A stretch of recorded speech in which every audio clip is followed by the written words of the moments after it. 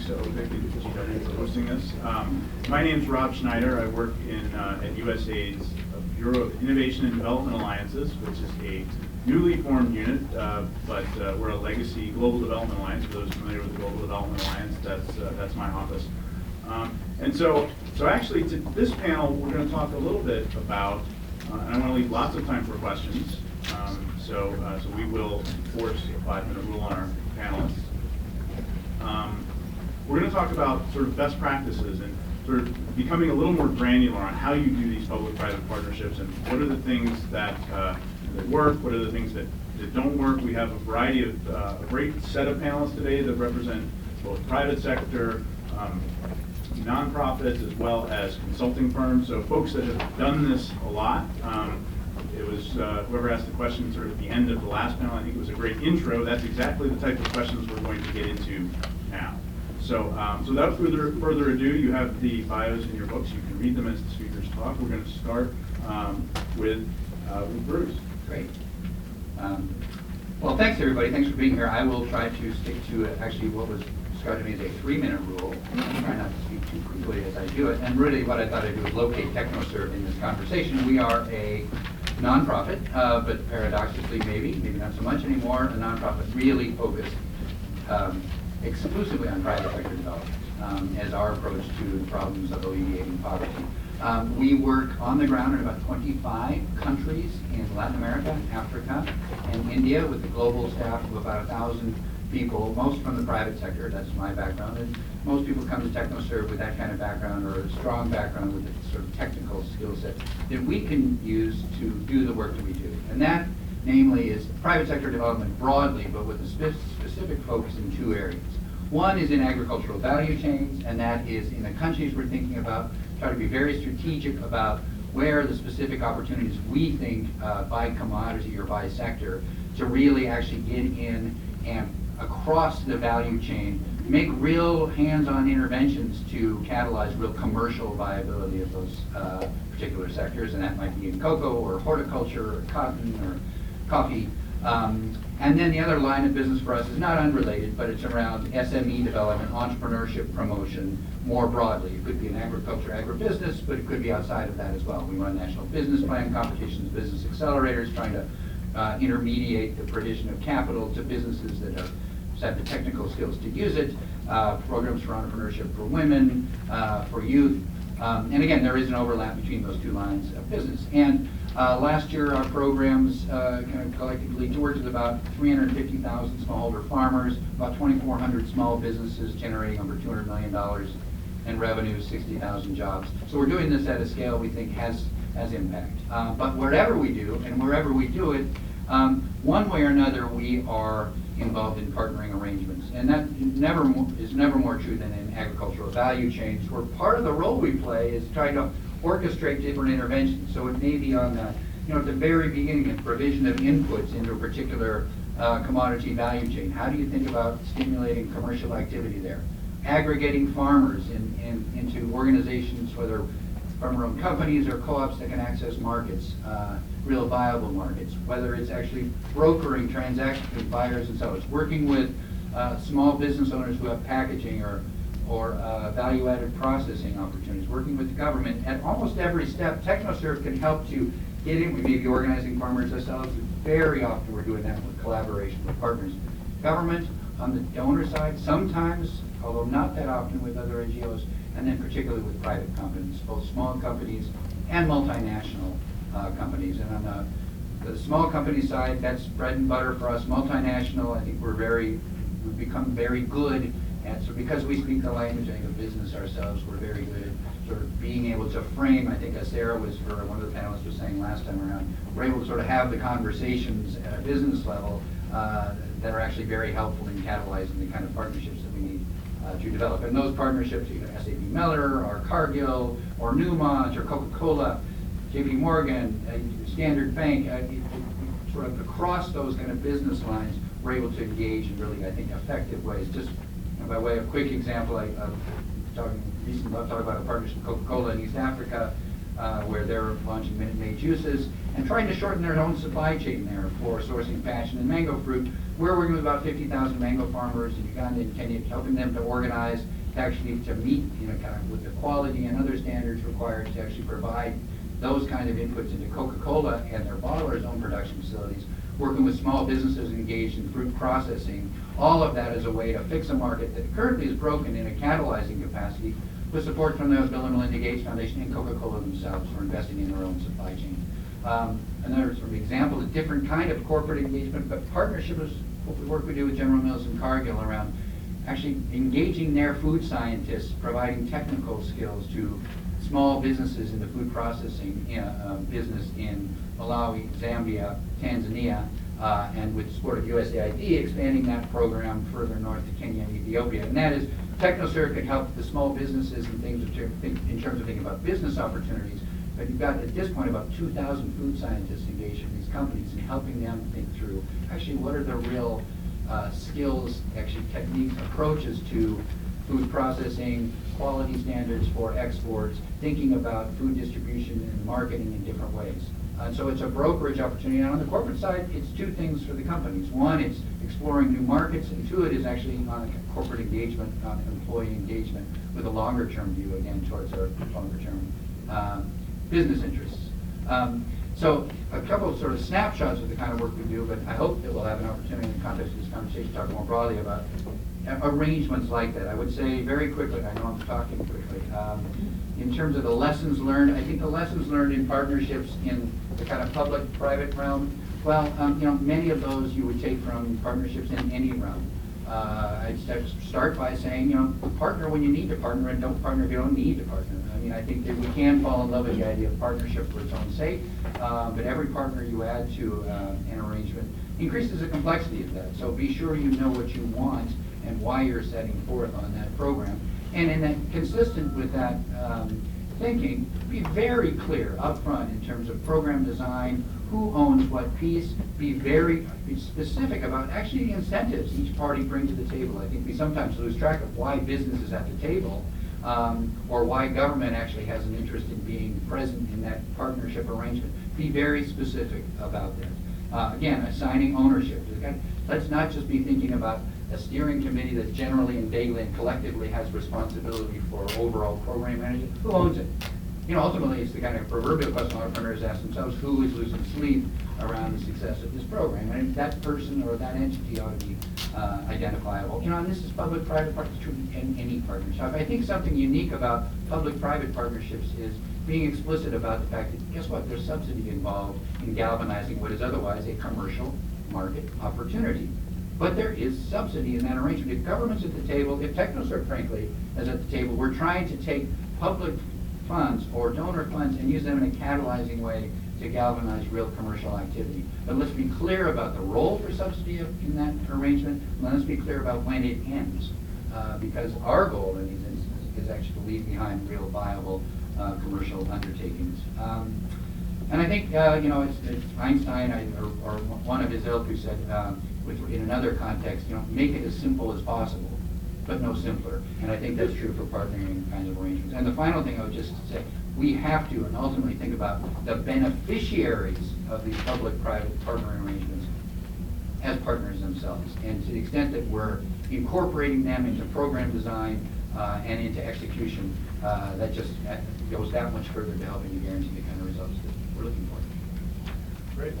All right, thanks so much, Bruce. So sort of from the facilitator and implementing partner perspective, now we have Nick Welch, who, while a consultant now, has a long history of public-private partnerships, both in the working for government as well as for the private sector for Shell. So I'd love to hear some thoughts that you have sort of over the course of your 20 years in this space, how things have developed, especially in relation to sort of what we heard in the last panel.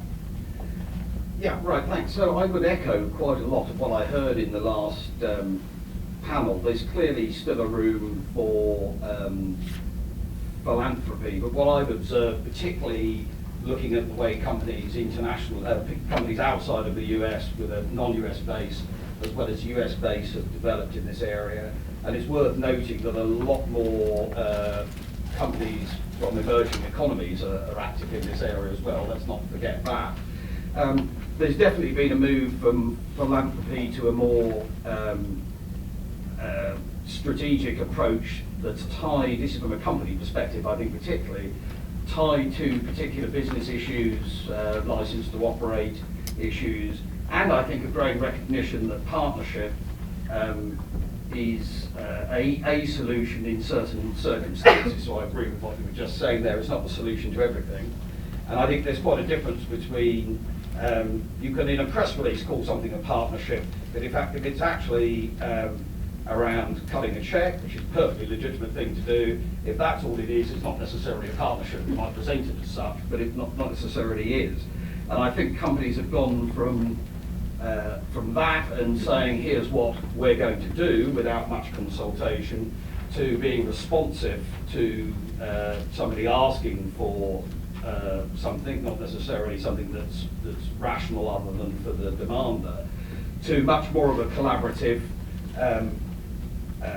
approach now, where I think I would use the term sustainable in two senses. One, it's more likely to engage the company longer term, and isn't something which is just a function of a CEO or business unit leader's interest. It's issues that need to be solved regardless of who's at the helm. So there's a degree of sustainability from the company side, because it addresses stuff which needs fixed, which is relevant in the long term, and also sustainable on the basis that as and when that activity, subsidised activity stops, the thing, people can take ownership of it, and activities and initiatives and businesses and whatever else have a chance of continuing on their own.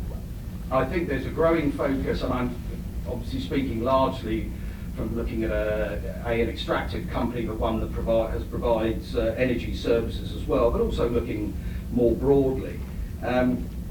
There's certainly a focus beyond, I think people have moved a little bit more from bricks and mortar to capacity development, to looking at market development and governance issues, and so on. Reference was made before to the Extractive Industries Transparency Initiative. That's kind of a policy partnership. A lot of talk already obviously about supply chains. I think one of the things which is big again in the extractive side is requirements for local content. That throws up an awful lot of issues around capacity to source that local content, and typically often financing as well. So the business environment overall is something which is very important to companies. I think in terms of looking at some of these things are longer term, but businesses focus on time and money and their position, whether you call that license to operate or reputation within that market and operating environment, and as well as at home. So those are things I think to focus on. If I look at what would be a good sort of catalogue of things to take account, and again it echoes some of what's already been said. Unless there's a shared and overlapping interest, there's really not necessarily any case for a partnership, because these can take an awful lot of resources to negotiate them, and the prize, getting some money involved and so on, might be worth it. But unless there's a shared interest, and that's between certainly the company and the development entity, but the end recipient and beneficiary as well, you said, this is important to have that space. And to do that, somebody needs to be unpicking not just the societal issue external to the company, but what's really in it for the company over the long term. I think you need clarity over the terms of engagement, and particularly about who is bringing what to the table. And we heard earlier on about technologists and supply chain skills and so on. And that's a really important thing. And sometimes companies have pretty good understanding on the ground of certain things, and they bring certain skill sets as well. Another thing which I think has grown in importance for companies is around measurement of impact. And I can remember when I was managing programs, not in developing countries, but social investment programs in the UK over a decade ago, an increasing cry from the CEO about demonstrating returns. It's kind of a strange concept sometimes on these things, but the stuff wasn't about fostering businesses necessarily, but a focus on returns. So measurement is clearly more important. I alluded already to the notion of sustainability, both for however long you want to have that company involved in it, but really the longevity and sustainability of the activity afterwards. And it's a sort of a micro point, and it depends on the sort of companies, but I think it is very important to get buy-in and involvement, ideally both at a headquarters corporate level and in the business unit level. Some things are often, quite understandably, I've done it, cook things up at the centre. And it's not really going to have an impact unless you've got real buy-in on the ground. And you can often leverage those things if the business units, if you've approached and worked with the business unit, because that really is where the case is, you can do things, but you really need to manage both ends of that equation. And just in closing, I think we talked a little bit earlier on about the lexicon, and I mean, I've worked in both public and private side, and people really need to understand that there is a different set of incentives and drivers that drive all these types of organisations, and recognise that, and that's where this shared space is particularly important. I think these days, unless you're approaching a company that's in a crisis, there's still some people out there, we were talking about this earlier on, there's still a few people out there that think really companies should cut a cheque to atone for their sins. Well, you've got somebody in a crisis, that'll work. I don't think that's going to work in terms of where developments are going. It's not going to work in the long run or on a sustainable basis. Yeah. Great, thanks very much, Nick. And I would definitely echo the shared space, public and private. And I think as we continue to see the field of public-private partnerships grow, we continue to see people who go between public and private. And I think that's a very valuable lesson and valuable skill for folks, especially for those of you that are still in school, to think about sort of your career not being necessarily in one of those two places, or one of the three places if you include the NGO category as well. That floating between those sectors, I think, is a critical skill for folks to learn. Now we're going to move on to Russ Webster from Cardno Emerging Markets. Sorry.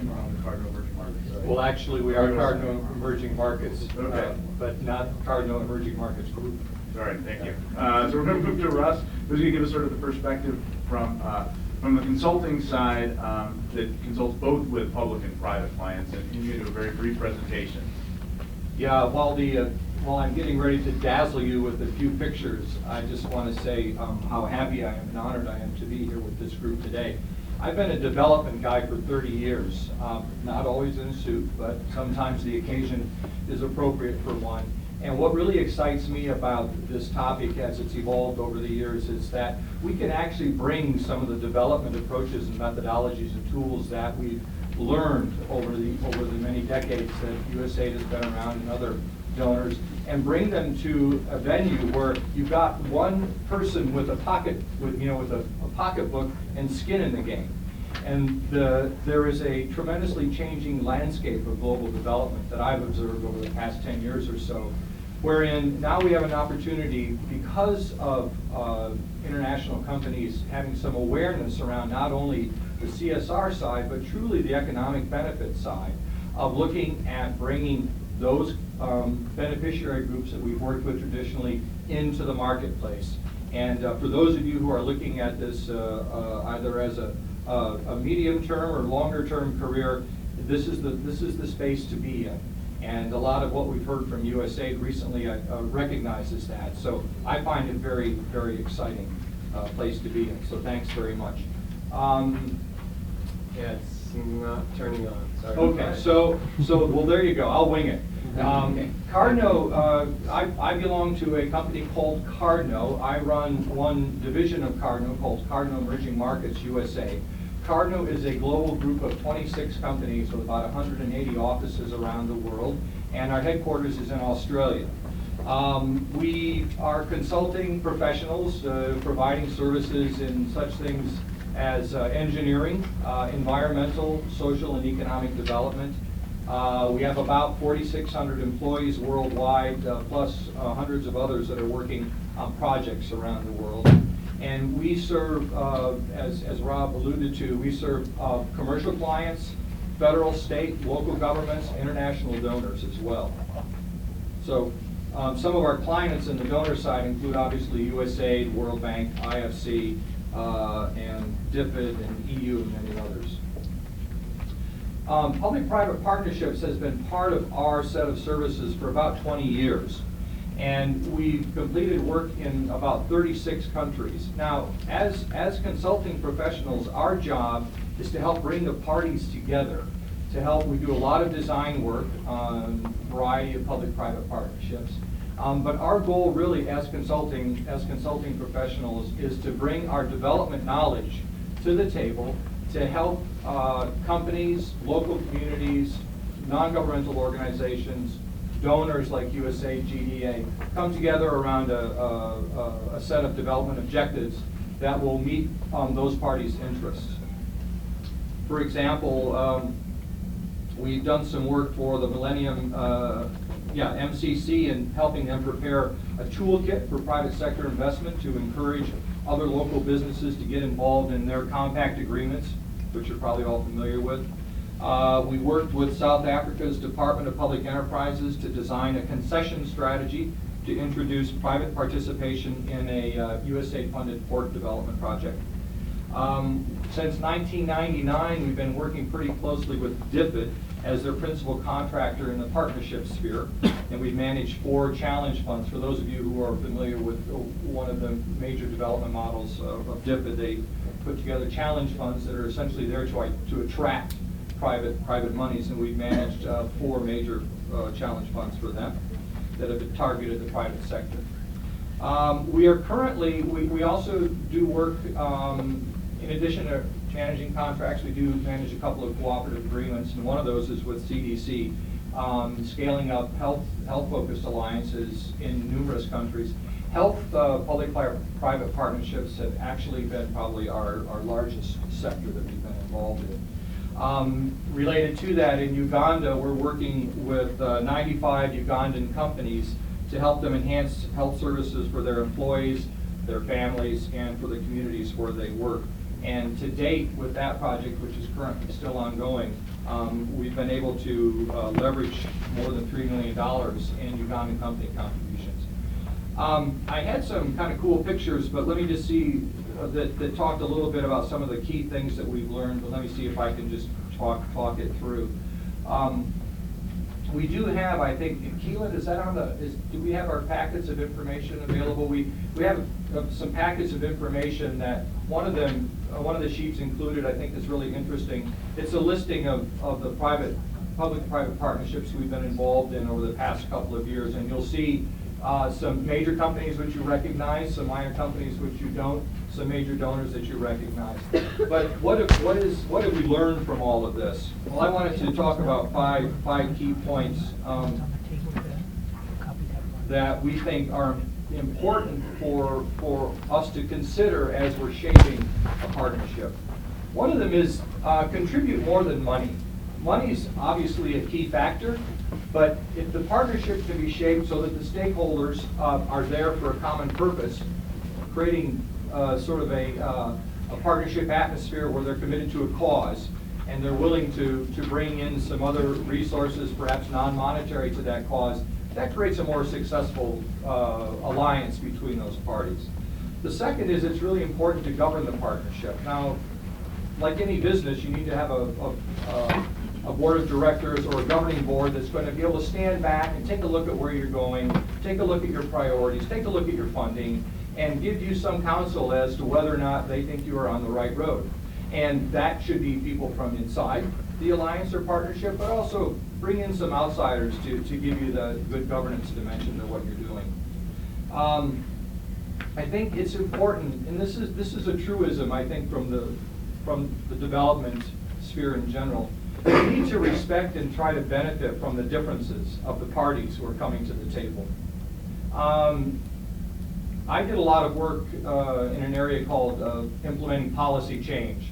And that was all about initially stakeholder assessment, what are individual goals and objectives, what are shared goals and objectives, but finding common ground in the partnership, recognizing that the quality of it is bringing various perspectives together around a common cause. That helps to strengthen and seal the alliance, as from our experience. So stakeholder assessment and appreciation of differences is very important. Fourth is to don't be shy, champion the partnership. be proud of it. Bring it to the communities where you're working.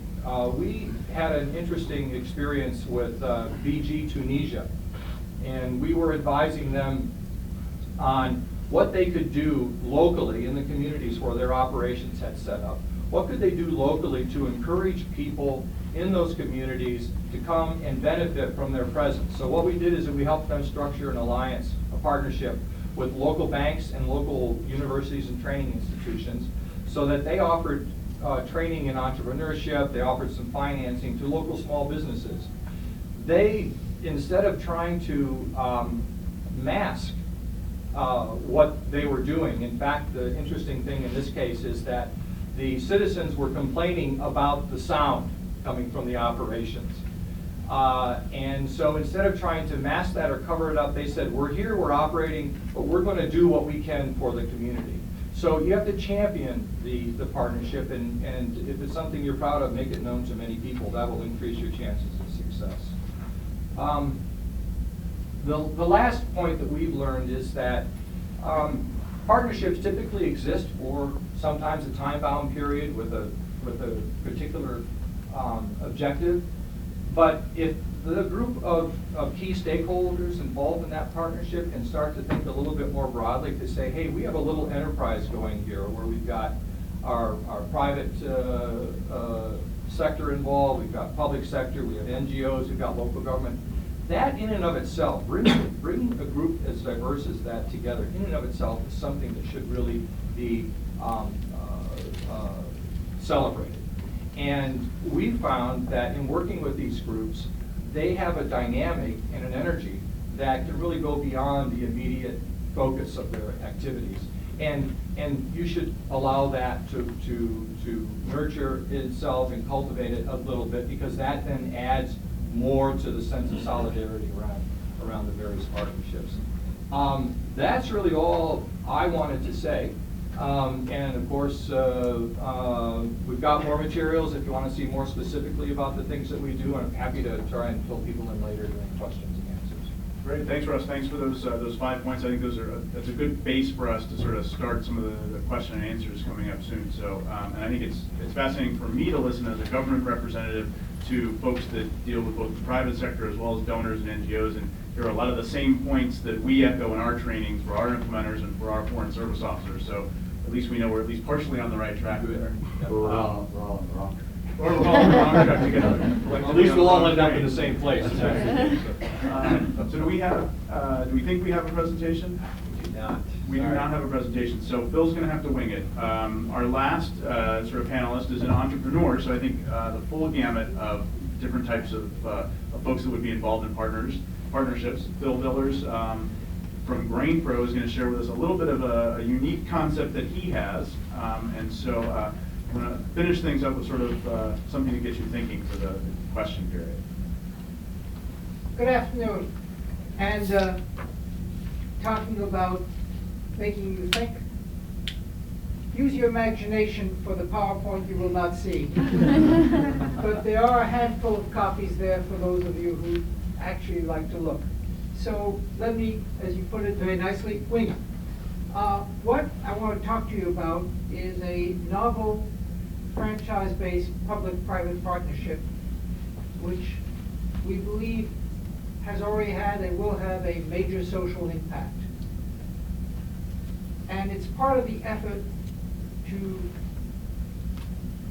reduce and largely eliminate post-harvest losses of things like grains, rice, wheat, corn, seeds, and high-value crops like coffee and cocoa in developing countries, particularly hot, humid countries. We now work in 86 countries, GrainPro, with these systems, and 28 of them in Africa. But first, let me tell you what is the problem we're trying to solve.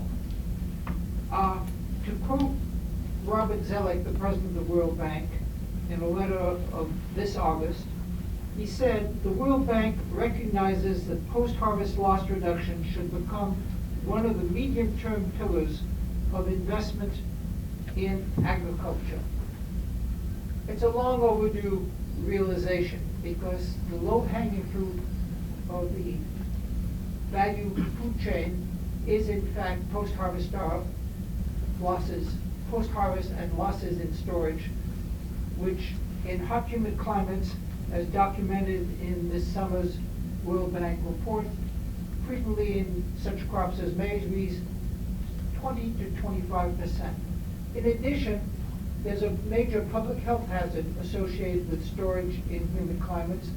Molds grow, generating aflatoxins, which are a source of damaging the immune system, facilitating such nice things as HIV, as cancer, etc. And that's why the world wants to restrict it to 10 parts per billion.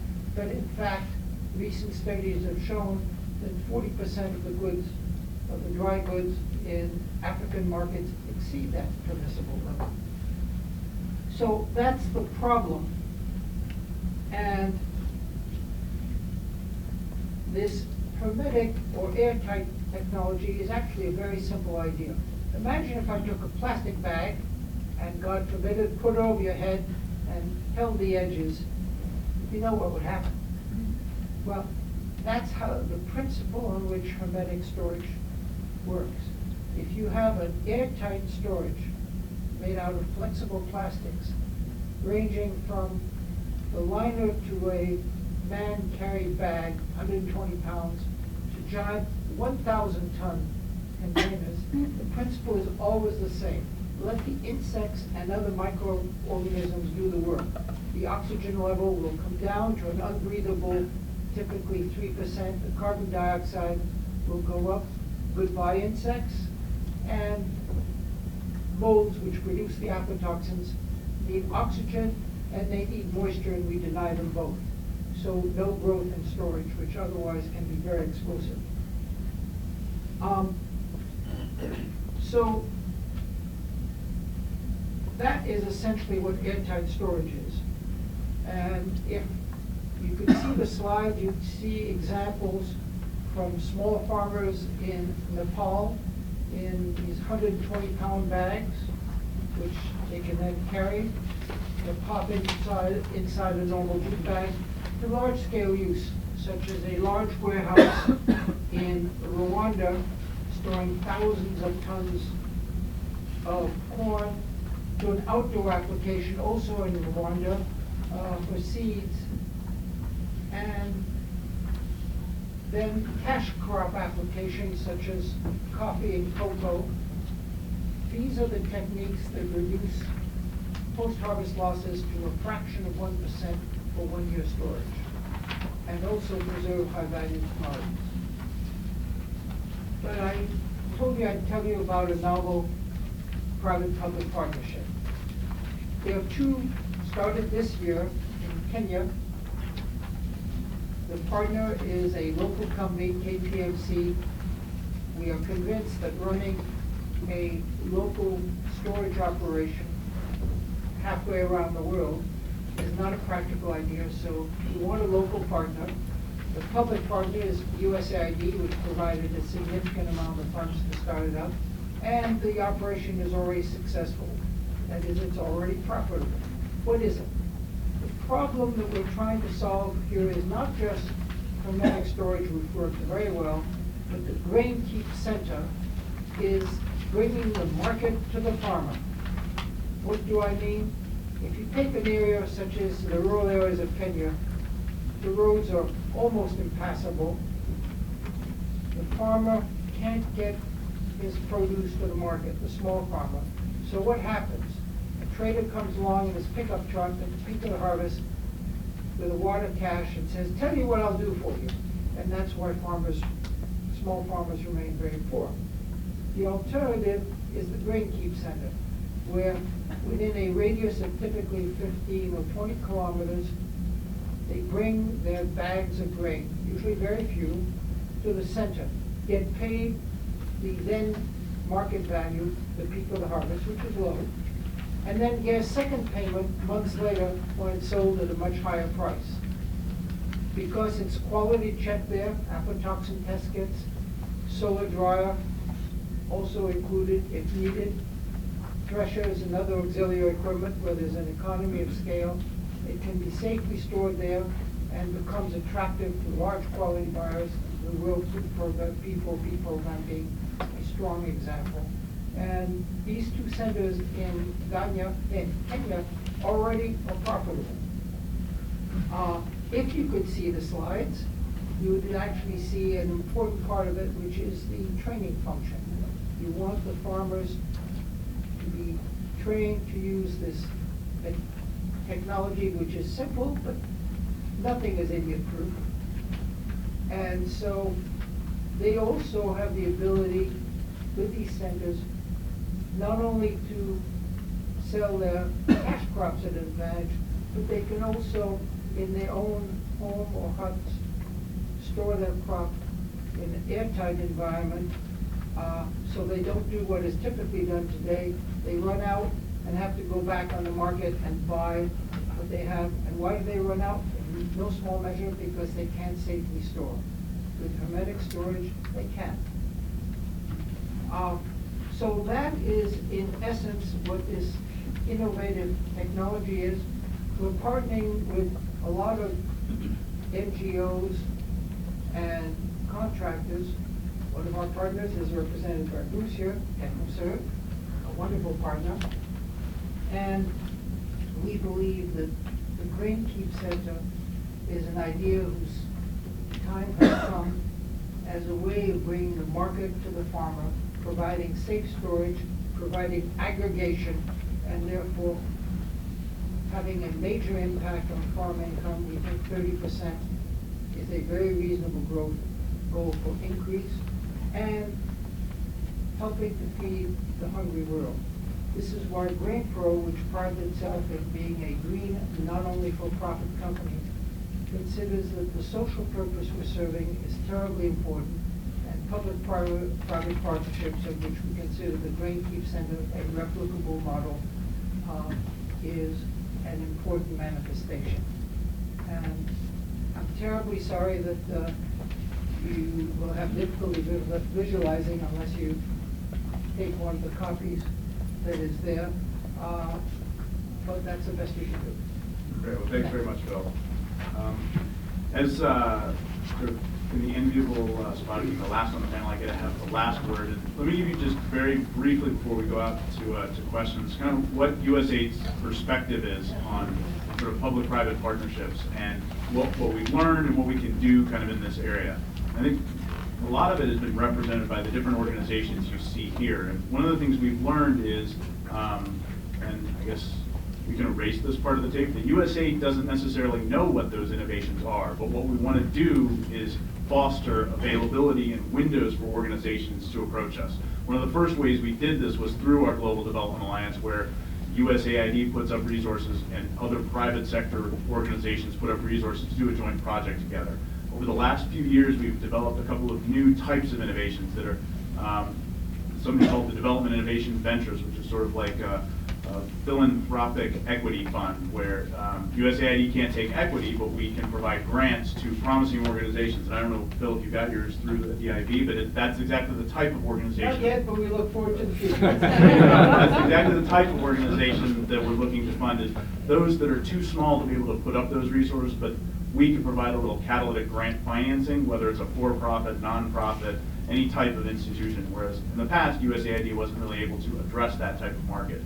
And then a third window that we're opening up is called Grand Challenges for Development. We just launched our second Grand Challenge today around education, called All Children Reading, but it's a way for USAID, instead of coming up with both the solution and the problem and the solution, to just come up with what the problem is and use our convening power to get others, private sector organizations, NGOs, philanthropies, as well as folks outside of our normal sphere of influence to address those types of challenges. So we'll do a series of projects ourselves, but also use our convening power to shine a spotlight on what a specific solvable problem is, and then be able to help move folks towards that over the next 5 years.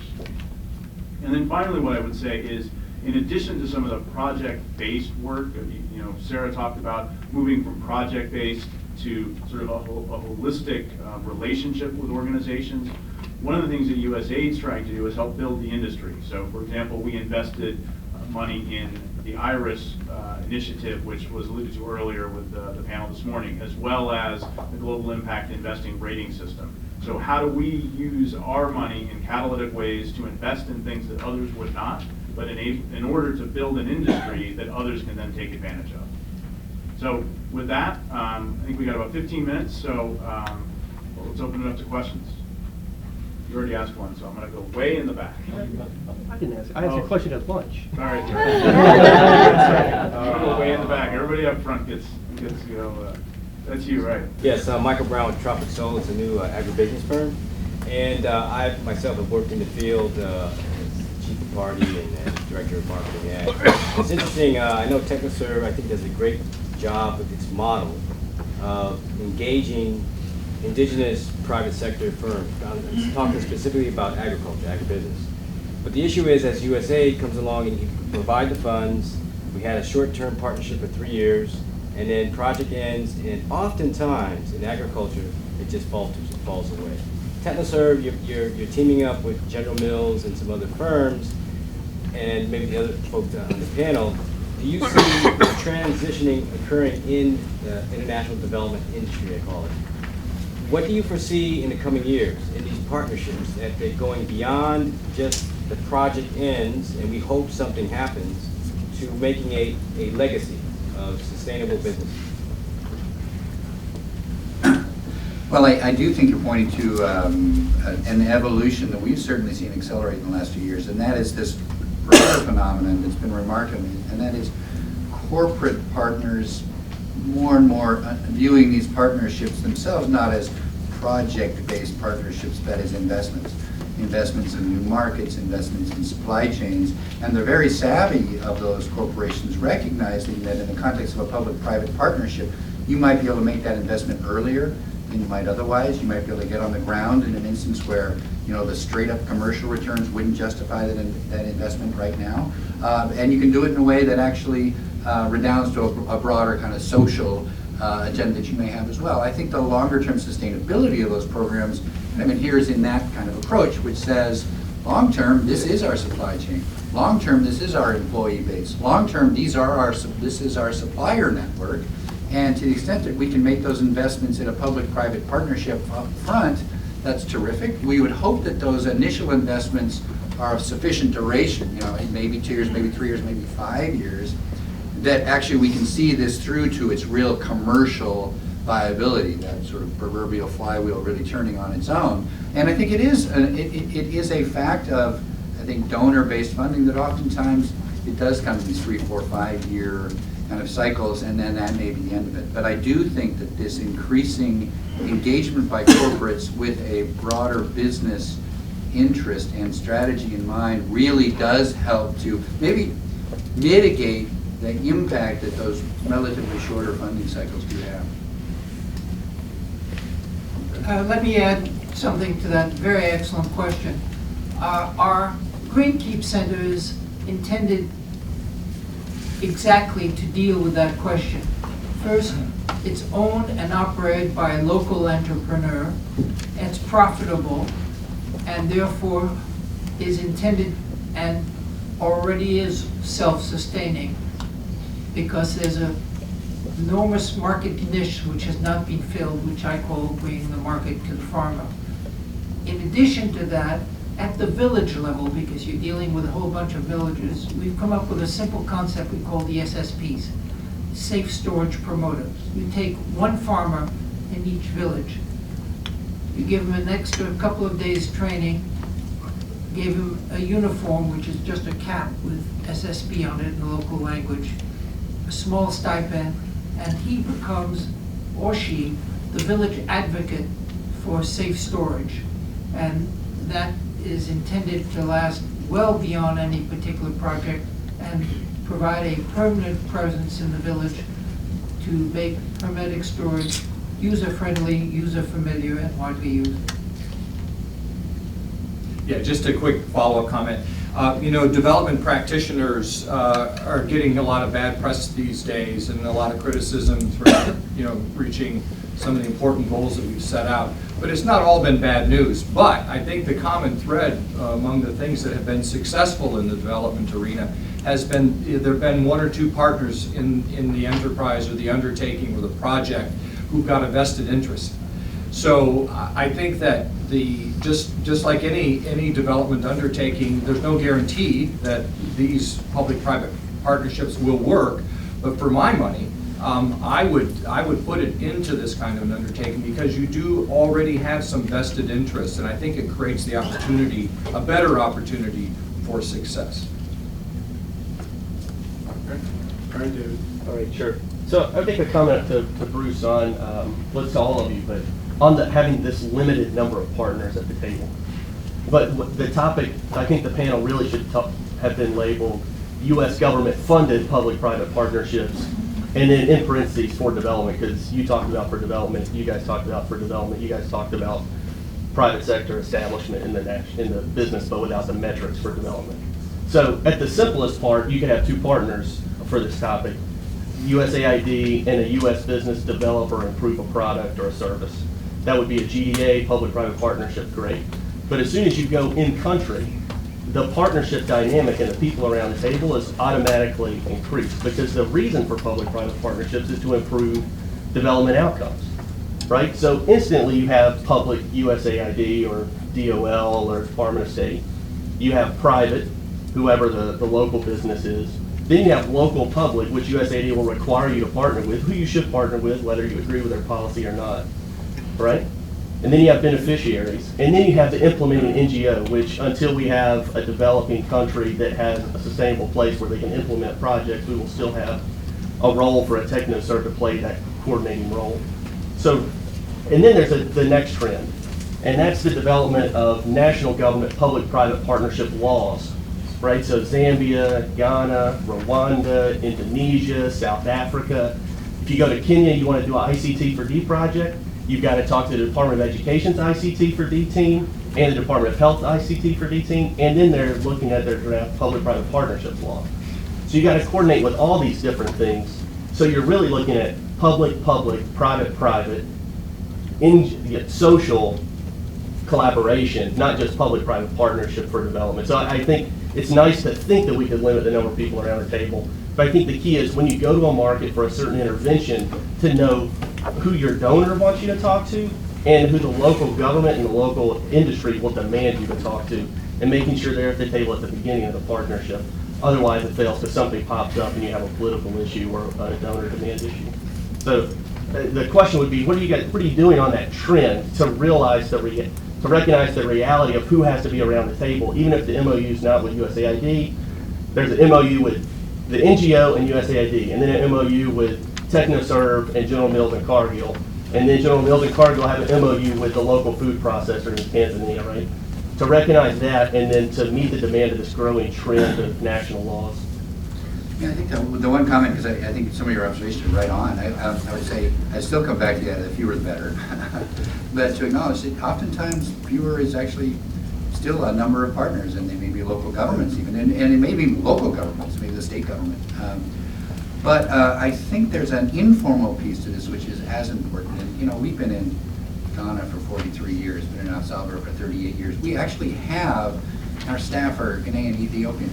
They have their own networks, they have their own relationships, and very often what really makes a public-private or any partnership or any approach work is not the formalized, contractually sort of arranged partnerships, but rather access to this network of people who, either for knowledge or for contacts or for technical capabilities or ability to broker transactions otherwise, that only come with that real local presence and understanding. So in the long term, I mean, I think TechnoServe is paradoxically both an international NGO but a very local NGO as well, and we're extremely helped in executing and end these partnerships by that web of partnerships that never really do get inked in that sense. So yeah, to even add to your point and say, yeah, very many times there are more people at the table than you might optimally wish. There are actually many, many more people involved that can actually add to the success of programs that we run. And let me just add briefly that I don't think that's terribly different than any good development project. I think when you bring a public-private partnership to bear, yes, you may bring a few other partners to the table, but if you're doing a good development project anyway, you're going to have a lot of local partners. You're going to be partnering with the local government and local NGOs as well. So Yes, there's an added complexity there because you've got a different mix of folks, but not so much so that you can't accomplish your goal. Let's go back. Yeah, hi. I think when my name's Lewis. I think when Bruce was talking in his first opening comments, he talked about being explicit about the subsidies that TechnoServe is bringing to the table, and also about the sustainability of the profit that that it can eventually be driven by a profit motive or what have you, or outside interests that the corporations might have. So that makes me think: is the measure of success of a public-private partnership always going to be the ability for the public to eventually work itself out of a job and not be required anymore? Or are there cases where there's going to need to be more of a perpetual public involvement or subsidy in different, and it can apply differently to different types of projects?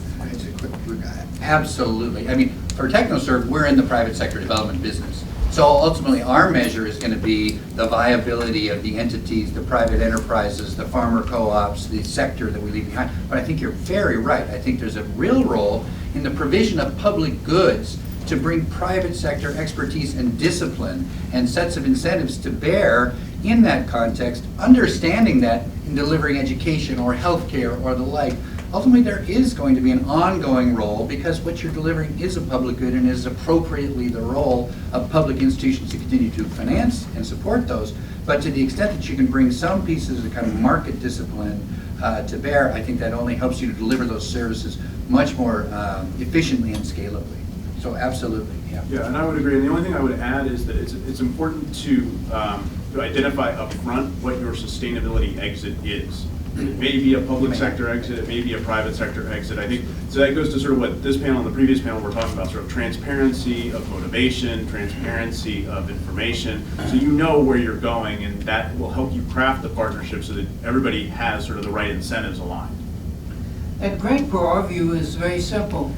We're looking to develop products, and only products, which are sufficiently cost effective that after the pump priming is done, people become familiar and reaches an appropriate scale, it is profitable for retail channels to carry it, profitable for users to buy it, and other than microfinancing, which is at the small farmer level probably needed for a very long time, we do not see the public element as being continuing as distinct from being necessary for pump priming. I would say it does depend on what the purpose of the public-private partnership is, but I can think of things in relation to cleaner burning stoves and unblocking markets and obstacles in regulatory things, which I would view as public-private partnerships, definitely in support of development, that they could come to an end because you unblock the markets, get proper regulation in place, and hey presto, things happen, and they're for the good of the public, but they're not public goods as one normally thinks of. So you can see things coming to an end and the market just takes off because the stuff that's wrong is fixed. Okay, we have time for one last quick question. Yes, ma'am? Sorry, she was first. Thank you very much for the panelists. My name is Karen Ma. I'm the second year graduate student at the George Washington University. My question is related to the term partnerships. And I feel that the word has been so overly used in the field that if people tend to use the term in different ways, in different contexts, and I hope the panelists can help me clarify what you mean by partnership, how you define partnership vis-a-vis, say, contracts, or in the development setting, partnership with, how you partner with local community, like the development community has been in developing countries helping these communities for decades. And the partnership has become so trendy lately that I just don't understand what's the difference between the current partnership trend versus what we've been doing so far. Thank you. Could I give a shot at that? Okay.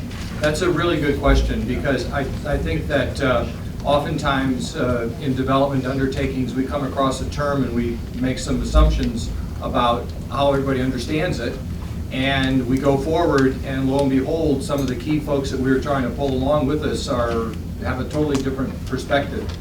So I think that This is very much related to some earlier questions, where I think you need to remain flexible. But at the end of the day, the folks who are working, the folks who are sitting around the table with this set of interests in what perhaps is being largely funded by a commercial enterprise, I think that the partnership is really around each person having a clear, or each group of people having a clear understanding of what their expectations are, and all the others having an understanding of what their expectations are. And I don't want to sound rhetorical, but I do want to caution that oftentimes the major party to the partnership can railroad things a little bit too much, not necessarily out of any malintent, but perhaps out of some misconceptions. One of the things that those of you who perhaps had a chance to work with, like the Peace Corps or other volunteer organizations, you know it takes time to really understand what other individuals living in those foreign communities where you are working, to understand their point of view. And I think that the question about what defines a partnership gives us good caution about taking time to really understand what the other parties to the partnership are expecting, and to give that some respect as you start to shape the terms and conditions of the partnership. So I think it's a good question. It's something that we can't just presume we understand. Another way of looking at it is a partnership should arise and does arise when the whole is greater than the sum of the parts. And its forms can be varying with NGOs, contractors, etc. It's often a MOU, a memorandum of understanding. When public entities involved, it's some form of contract, but these are means to the end. It's really the simple concept that the sum must be greater than the sum of the parts, or you shouldn't do it. Let me just add, for those of you who didn't see the PowerPoint that wasn't shown, I understand they're trying to print some more.